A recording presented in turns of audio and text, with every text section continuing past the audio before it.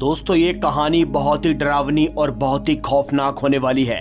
इस वीडियो के अंदर आप एक ऐसे भूतिया बंगले को देखेंगे जिस बंगले के अंदर भूत प्रेत और चुड़ैल का वास है। तो हमेशा की तरह मैं आप लोगों से गुजारिश करना चाहूँगा, इस वीडियो को एंड तक ज़रूर देखते रहिएगा। आज की कहानी बहुत ही डरावनी होने वाली है। तो चलिए शुरू करते हैं बिना किसी देरी के। इस कहानी की शुरुआत में हम देखते हैं एक मधुरा नाम की लड़की को, जिसको उसका ड्राइवर एक बंगले के पास छोड़कर चला जाता है। मधुरा जो कि पैसों से एक डॉक्टर है और ये बंगला उसकी बचपन की दोस्त जिसका नाम डीजी है उसका होता है। मधुरा के पास उसके दोस्त डीजी के हस्बैंड ने कॉल किया था कि उसकी तबीयत बहुत खराब है और वो तुम्हें याद कर रही है, इसीलिए मधुरा अपनी फ्रेंड से मिलने के लिए उसके बंगले तक पहुंच आई है। लेकिन वहीं उसके दोस्त और सभी लोगों का ये मानना है कि इस बंगले के अंदर डीजी अब नहीं रहती। ये बंगला पूरी तरह से भूतिया बंगला बन चुका है। वेल गाइस, इससे पहले कि वो अंदर जा पाती तभी उसके पास उसके दोस्त का कॉल आता है जिसका नाम आकाश है। आकाश मधुरा से उस बंगले के अंदर जाने को मना करता है। वो कहता है कि अंदर कुछ भी ठीक नहीं है, तुम्हें अंदर नहीं जाना चाहिए। लेकिन मधुरा उसकी बात मानने को तैयार नहीं थी। वो कहती है कि डीजी मेरी दोस्त है और मैं उसकी हेल्प करना चाहती हूँ। मैं पैसे से एक डॉक्टर हूँ, एक दोस्त के नाते नहीं, लेकिन एक डॉक्टर के नाते मुझे उसकी मदद करना है। और इसीलिए वो आकाश की बात को भी नहीं सुनती और तभी वो उस बंगले के अंदर जाने का फैसला कर लेती है। अब वो उसकी बात को ना मानते हुए उस बंगले के करीब बढ़ना शुरू कर देती है। वहीं दूसरी तरफ हम आकाश को देखते हैं जो कि एक गैजेट के अंदर मधुरा को उस बंगले के अंदर जाते हुए देख रहा था। इसके बाद तभी मधुरा जैसे ही उस बंगले के अंदर चली जाती है तो हम देखते हैं कि आकाश का वो गैजेट टूटकर एकदम चूर मूर हो जाता है। यानी कि उस बंगले में रहने वाली शैतानी शक्तियां नहीं चाहती कि कोई भी उस बंगले का नज़ारा देखे। इसके बाद तभी हम देखते हैं मधुरा जब जैसे ही उस बंगले के अंदर प्रवेश करती है तो उसे उस बंगले के अंदर कोई भी दिखाई नहीं दे रहा था। वो बंगला पूरी तरीके से सुनसान और पूरी तरीके से वीरान पड़ा हुआ था। ऐसा लग रहा था जैसे सालों से यहाँ पर कोई भी नहीं आया हो। अब मधुरा को ये सब देखकर बहुत अजीब लगता है, इसीलिए वो और अंदर जाती है और वो जैसे ही अंदर जाती है तभी उसे सामने की ओर कोई दिखाई देता है जो कि पूरी तरह से लिबास से छुपा हुआ था। इसके बाद तभी मधुरा उसके करीब बढ़ना शुरू कर देती है। इससे पहले कि वो उसके पास पहुंच पाती तभी उसे वहां पर एक बहुत डरावनी औरत दिखाई देती है, जिसे देखकर वो बहुत डर जाती है। वो वहां से भागती है, लेकिन इसी बीच वो एक आदमी से जाकर टकराती है और ये आदमी कोई और नहीं जिसका नाम शलील है। यही है डीजी का पति। लेकिन शलील की हालत बहुत ही खराब लग रही थी। उसका चेहरे पर अजीब तरह के जख्म थे। मधुरा उससे पूछती है कि तुम्हारी हालत पहले से काफी बदल चुकी है, लेकिन वो इन सब बातों पर ज्यादा ध्यान नहीं देता। और तभी वो मधुरा का हाथ पकड़कर उससे कहता है कि डीजी तुम्हारा इंतजार कर रही है और तभी वो उसे ऊपर की ओर ले जाने की कोशिश करता है। अब जैसे ये लोग ऊपर पहुंचते हैं तो हम देखते हैं डीजी एक चेयर पर बैठी हुई थी और अजीब तरीके से झूल रही थी। दोस्तों ठंड बहुत हो रही थी, लेकिन ठंड में भी डीजी बहुत पतले कपड़े पहनी हुई थी और ये सब देखकर मधुरा को बहुत अजीब लगता है और उसके पति के चेहरे पर एक अजीब सा डर था। इसके बाद तभी शलील डीजी से बोलता है कि वो आ चुकी है जिसका तुम्हें सालों से इंतजार था। और फिर थोड़ी देर के बाद वो वहां पर चाय बनाने के बहाने से निकल जाता है और अब वहां पर मधुरा अकेली बची थी। इसके बाद तभी डीजी एक डरावनी आवाज में उसे अपने पास आने को कहती है और इसी के साथ मधुरा धीरे धीरे करके उसके करीब बढ़ना शुरू कर देती है। अब वो जैसे ही उसके पास जाती है तो डीजी अपनी चेयर से उठ जाती है। उसके ऊपर एक बहुत बड़ा घूंघट लगा हुआ था और वो जैसे ही अपने घूंघट को उठाती है तो मधुरा की आंखें फटी की फटी रह जाती हैं, क्योंकि उसका चेहरा बहुत ही भयानक और बहुत ही डरावना था। वो दिखने में बहुत ही डरावनी दिख रही थी। इसी के साथ वो मधुरा से बोलती है कि आओ और मेरे गले लगो। दोस्तों वो उसके पास बिल्कुल भी नहीं जाना चाहती थी, क्योंकि उसके शरीर के अंदर से बहुत तेज बदबू आ रही थी। ऐसा लग रहा था जैसे किसी ने उसको जला दिया हो। बट लेकिन डीजी खुद ही उसके करीब बढ़ती है और उसको अजीब तरह से हक कर लेती है और ये सब देखकर मधुरा अपने आप को संभाल नहीं पाती। वो वहीं पर बेहोश हो जाती है।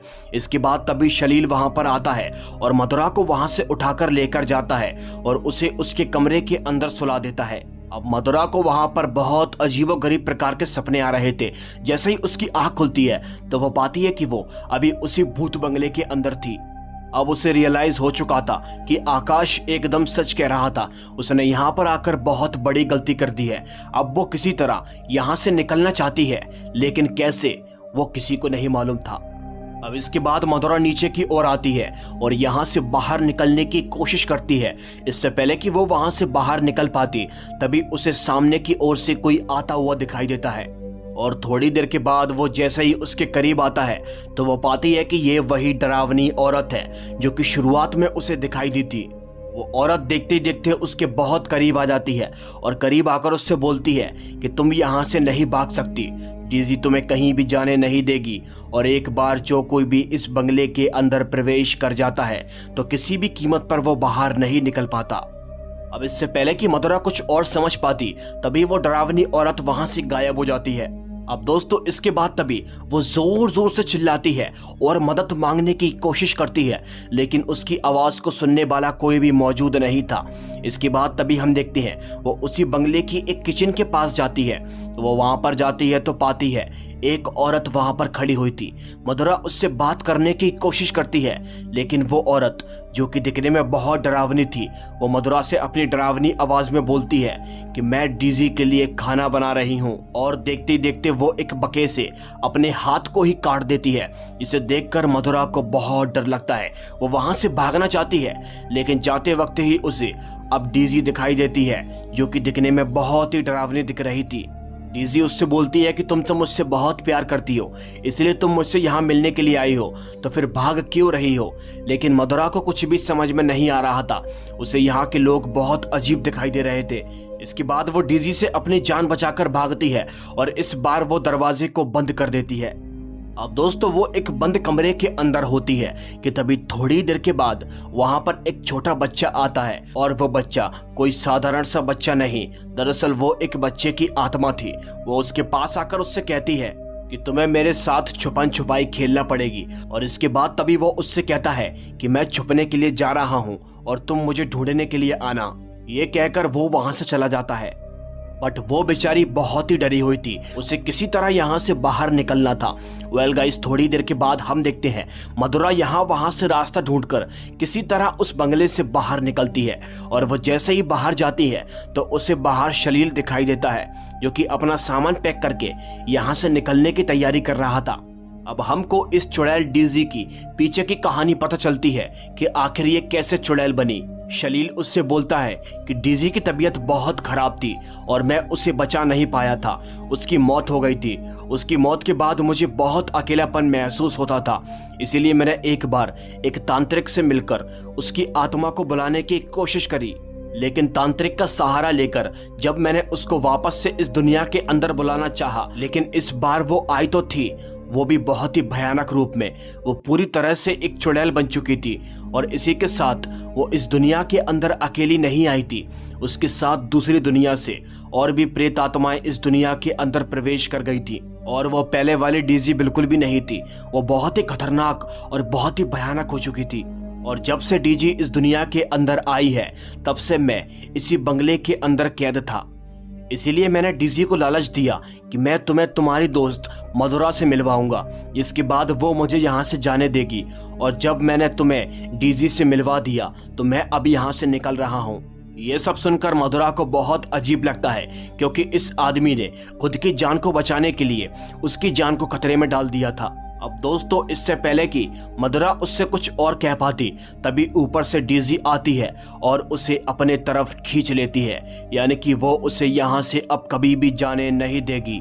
अब डीजी वापस से उसे उस बंगले के अंदर ले आती है और इसी के साथ शलील वहां से भाग जाता है। अब दोस्तों इसी के साथ रात होती है और रात के वक्त पर मधुरा बहुत रो रही थी। उसे अपनी गलती का रियलाइज हो रहा था और वो बार बार एक ही बात कह रही थी कि मुझे आकाश की बात को मान लेना चाहिए था, और वो आकाश का नाम लेकर उसे मदद के लिए बार बार पुकारती है।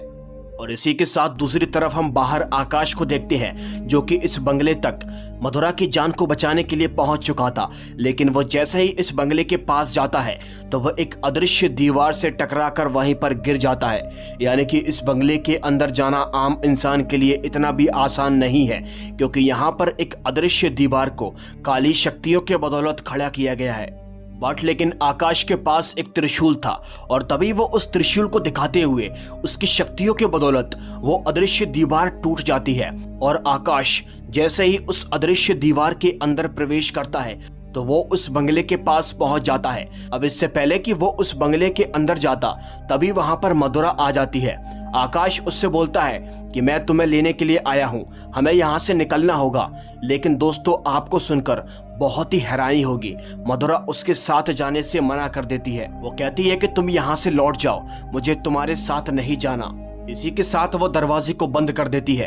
अब आप लोग ये सोच रहे होंगे कि आखिर इसने जाने से मना क्यों कर दिया, क्योंकि ये तो खुद ही यहाँ पर फंसी हुई है। तो दोस्तों इसकी जानकारी के लिए मैं आपको बता दूं, वो शैतानी आत्माएं उसको टॉर्चर कर रही थी, इसीलिए उसको मजबूरी में आकर उससे मना करना पड़ी। अब दरवाजा बंद हो चुका था, इसलिए यहाँ पर आकाश खिड़की से कूदकर उस बंगले के अंदर एंटर कर जाता है। अब जैसे ही वो आगे की तरफ बढ़ता है तो वहां पर उसे वही लंगड़ी सी एक डरावनी औरत दिखाई देती है और थोड़ी देर के बाद वहां पर एक औरत और आ जाती है जो कि अपने हाथों में हमेशा एक औजार को पकड़े रहती है। इसी के साथ वो औरत आकाश के ऊपर हमला करती है, लेकिन किसी तरह वो अपने त्रिशूल से अपनी जान को बचाता है। अब दोस्तों इसके बाद तभी वो दोनों वहां से गायब हो जाती हैं और तभी आकाश आगे की तरफ बढ़ना शुरू कर देता है। थोड़ा सा आगे जाने के बाद उसे फाइनली मधुरा दिखाई दे जाती है, लेकिन मधुरा के आसपास डीजी और वो सारी शैतानी आत्माएं बैठी हुई थी। उसे ले जाना इतना आसान नहीं था। इसी के साथ मधुरा आकाश से बोलती है कि तुम्हें यहाँ से चले जाना चाहिए, क्योंकि ये शैतानी आत्माएं इतनी आसानी से मुझे नहीं छोड़ेंगी, ये तुमको मार देंगी। आकाश वापस लौट जाओ। लेकिन वो मधुरा की एक नहीं सुनता, क्योंकि वो यहाँ पर डरकर भागने के लिए नहीं बल्कि उसकी जान बचाने के लिए आया था। अब इसके बाद तभी हम देखते हैं आकाश पीछे की ओर भागता है और तभी वो शैतानी आत्माएं उसको रोकने की कोशिश करती हैं।